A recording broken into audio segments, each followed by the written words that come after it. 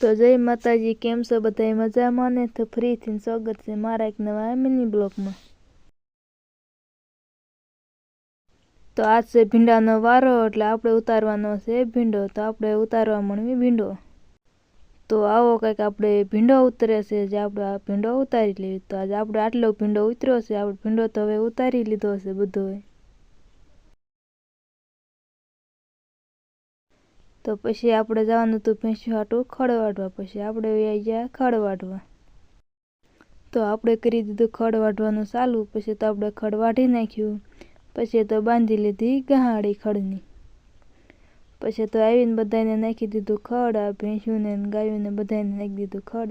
તો આ છે ખોખી છે, જે વીણવાની બાકી છે, ઢૂંઢો મારી દીધો. તો આજે આપણે આમાં વીણવાની છે આ ખોખી. ખોખી આપણે હવે વીણવા માંડવી છે. તો ખોખી જો આમાં પણ ઉગી ગઈ છે. તો આપણે આ છે ખોખી.